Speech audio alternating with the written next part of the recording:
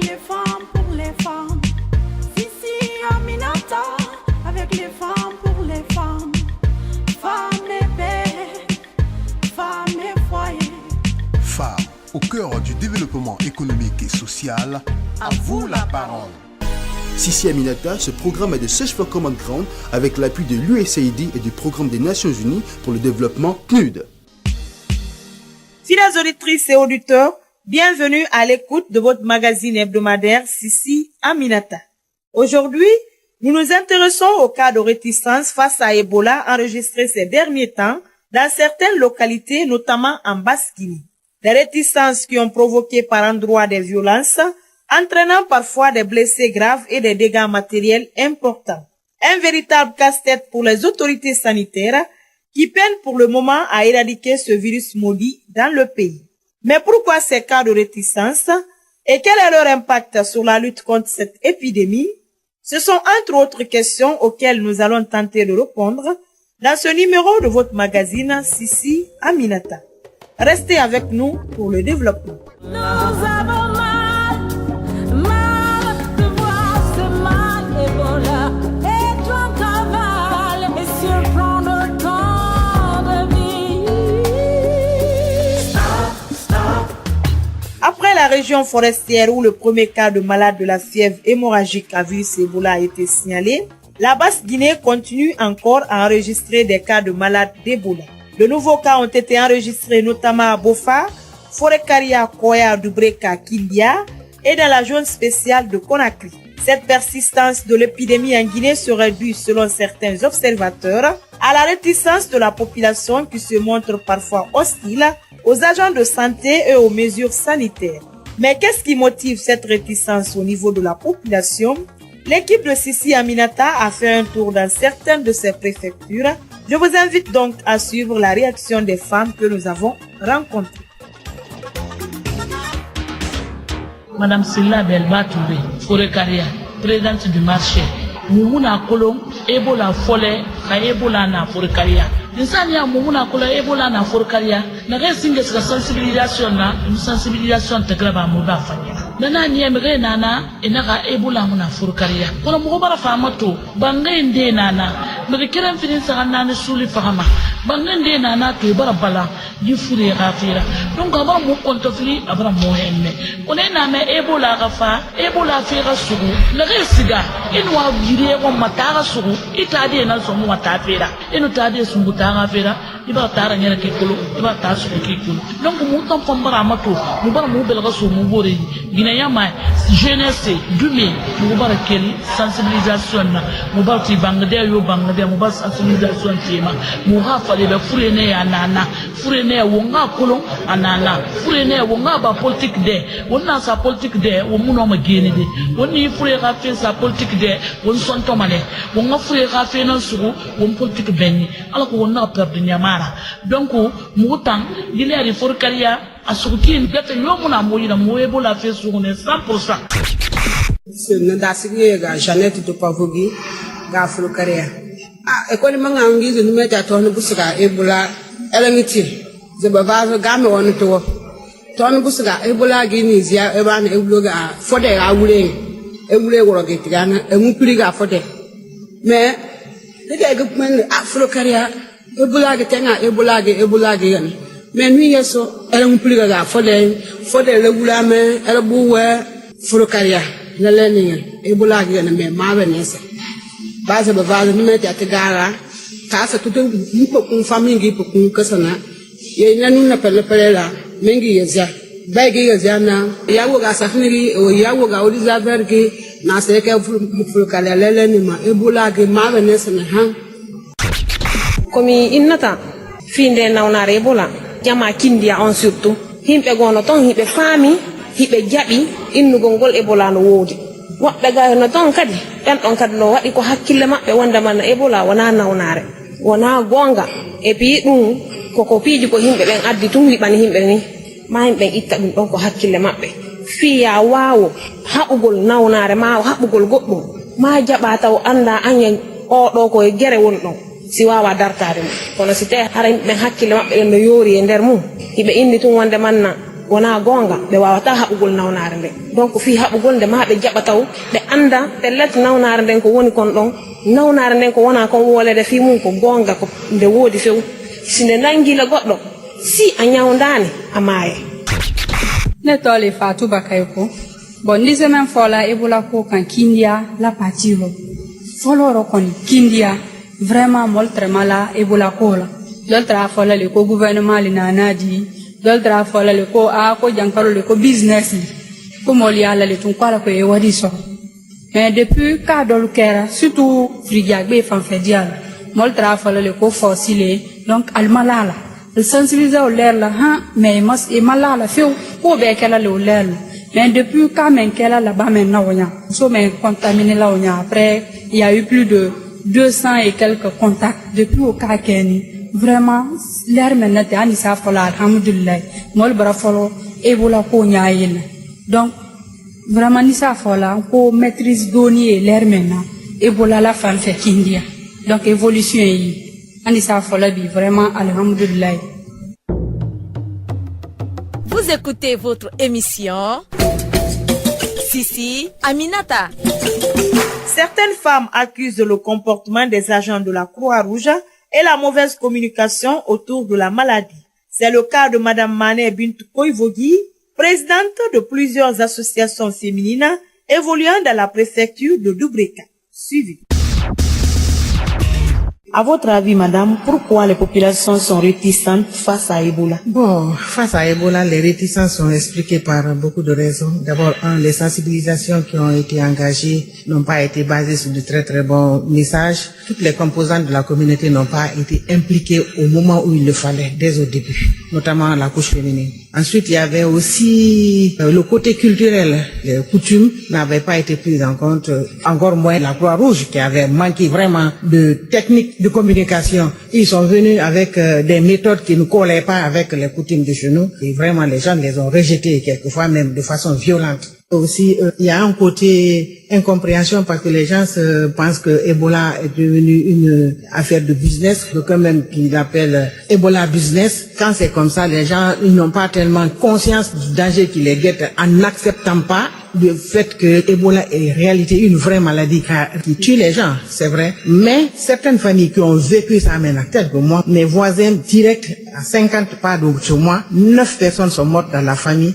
Personne aujourd'hui à ce niveau-là ne peut nier l'existence de la maladie. Et pour vous, qu'est-ce qu'il faut aujourd'hui pour venir à bout de ces cas de réticence ici à Dubreka? À Dubreka aujourd'hui, je crois que il serait très très intéressant de mettre un point particulier sur la sensibilisation, surtout le porte-à-porte, les causeries éducatives, impliquer effectivement les autorités locales, les jeunes et les femmes, les leaders d'opinion, les imams, toutes les composantes de la communauté doivent être intéressées à la communication pour qu'une fois qu'on puisse bouter cette maladie de notre localité. Madame, vous évoluez dans un serré de femmes. Comment comptez-vous vous impliquer dans la lutte contre cette maladie? Nous avons l'habitude de nous retrouver une fois par semaine. On va convoquer directement une réunion extraordinaire et nous nous organisons à l'intérieur pour que chacune des membres de l'organisation aille faire d'abord la restitution dans sa famille et au fur et à mesure, tous les membres quand même de la famille sont censés être en contact avec 2 ou 3 ou 4 ou 5 personnes de la communauté. Je crois que de fil à aiguille et pourquoi pas même faire des réunions au niveau du quartier, toutes les femmes du quartier, nous allons les rassembler pour leur faire la restitution et les éveiller aux dangers qui nous guettent en ne signalant pas les cas de maladie, en ne prenant pas les précautions préventives parce que mieux vaut prévenir que guérir. Pour finir, madame, vous avez sûrement un message à l'endroit de vos sœurs qui évoluent également dans les serrés afin qu'elles s'impliquent aussi dans ce combat pour bouter définitivement Ebola de notre pays. Ce que je peux dire à mes sœurs, pour nous mettre à l'abri et mettre nos familles à l'abri, nos proches à l'abri, nos personnes chères à l'abri, nous devons toutes nous impliquer dans la sensibilisation, point de vue mesures préventives, point de vue sensibilisation pour qu'on livre nos malades au 115 pour qu'elles soient le plus tôt pris en charge. Ok, madame, vous pouvez revenir sur ce message pour les femmes en langue nationale. Bon,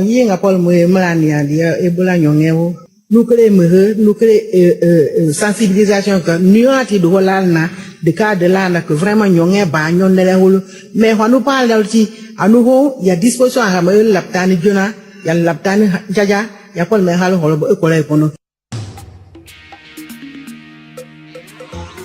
Pour venir à bout des cas de réticence face à l'épidémie d'Ebola, La coordination nationale de riposte a mis en place de nouvelles stratégies, notamment des campagnes porte-à-porte. Fodeta Silla est le chargé de communication de cette structure. Ces derniers temps, on assiste à la recrudescence de l'épidémie de la fièvre hémorragique à virus Ebola en Basse-Guinée. Pour vous, qu'est-ce qui explique cet état de fait? La tendance est à la baisse, je peux même dire à l'écrasement. Au moment où je parle comme ça, vous allez à l'hôpital d'Onka, il n'y a plus aucun malade. Si vous allez à Koya, vous ne trouverez que 6 malades. Et vous allez à Forikaria, vous ne trouverez que 2 malades. Aujourd'hui, donc, vous avez une présentation, une situation de l'épidémie qui est complètement à l'écrasement. Nous tendons vers la fin. Nous sommes maintenant dans la stratégie porte-à-porte pour ouvrir les maisons et les cases dans les villes, les villages et hameaux, aller chercher Ebola dans ces derniers retranchements. Donc, pour nous, le mot recrudescence n'a pas sa place. C'est la baisse et puis la fin d'ailleurs, on peut le dire. Mais cela, ça amène aussi chacun et tous à resserrer les rangs et à continuer à observer les mesures de protection personnelle. Il y a eu beaucoup de cas de résistance dans certaines préfectures de la Basse-Guinée, notamment à Forikaria. Quelles sont les dispositions prises à votre niveau pour combattre ces cas de résistance au niveau de la population? Contrairement à ce qu'on a vécu dans des villes comme Lola, Kouroussa, Banakoro, Macenta, aujourd'hui, nous sommes face à des cas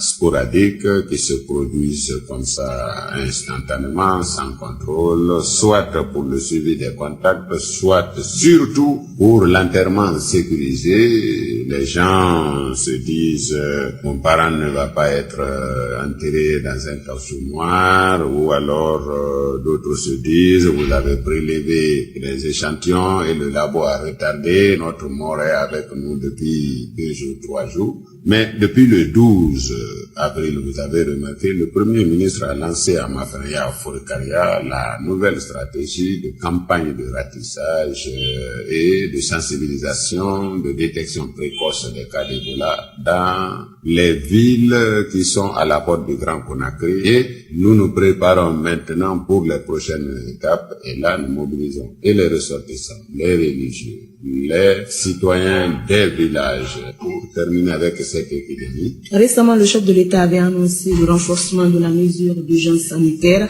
sur toute l'étendue du territoire avec des mesures drastiques.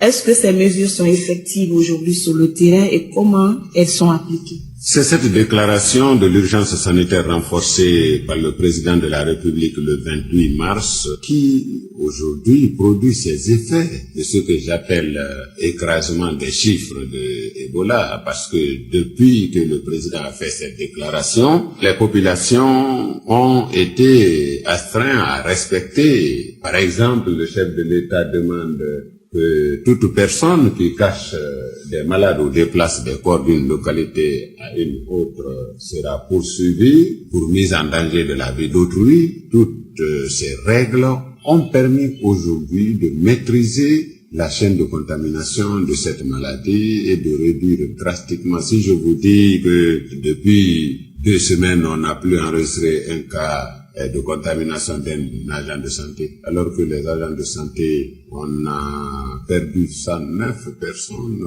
sur 202 infectés parce qu'à un moment il était arrivé un laisser-aller dans les services sanitaires où les agents de santé ne respectaient pas les mesures de protection. On en a perdu. Les imams, ils ne prennent plus un corps en charge s'il n'y a pas un papier qui atteste les déplacements des corps. Les gens savent que si on vous arrête, non seulement on enterre le corps directement, on met le véhicule à la fourrière, mais vous êtes poursuivi aussi. Monsieur Silla, nous sommes dans une émission destinée aux femmes. Quels conseils vous pouvez donner à la couche féminine par rapport à cette épidémie d'Ebola? Les femmes, quand vous regardez les statistiques, c'est les femmes qu'on a perdu plus. Pourquoi? Parce que c'est eux qui s'occupent toujours des malades dans nos sociétés africaines.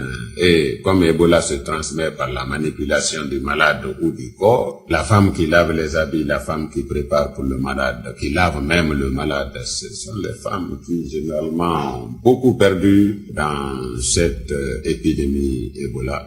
Je leur ai dit donc, c'est à elles d'ailleurs, gardiennes de nos concessions, de nos maisons, de nos ménages, c'est à elles de renforcer les mesures de protection individuelle. Parce que quand la femme parle à son mari, ça passe plus vite. Quand la femme parle aux enfants, c'est encore plus rapide. Donc, j'interpelle nos sœurs à dire à tout le monde, c'est le moment de renforcer la protection personnelle pour que cette épidémie d'Ebola puisse prendre fin ici, chez nous, en Guinée, en Afrique et dans le monde. Fidèles auditrices et auditeurs, ainsi s'achève votre émission Sissi Aminata. Mais avant de nous quitter, retenez qu'Ebola est une maladie très dangereuse et mortelle, et la meilleure façon d'être à l'abri de ce virus est de respecter les conseils donnés par les professionnels de la santé. Femmes de ma Guinée, faisons du combat contre Ebola une priorité dans nos foyers. Cela nous permettra non seulement de nous protéger, mais aussi de protéger nos familles et proches. Mes chères dames, quand on veut, on peut. Allez les femmes! Vous voulez réagir à cette émission? Envoyez-nous un SMS au 622 31 39 81 ou appelez-nous au 622 05 05 33. Vous pouvez également nous envoyer un mail sur guinea@sfcg.org ou nous suivre sur notre adresse Facebook Search for Common Ground Guinée. Sissi Aminata, avec les femmes pour les femmes. Sissi Aminata, avec les femmes pour les femmes. Femmes et paix, femmes et foyer. Femmes au cœur du développement économique et social. À vous la parole. Sissi Aminata, ce programme est de Search for Common Ground avec l'appui de l'USAID et du Programme des Nations Unies pour le développement PNUD.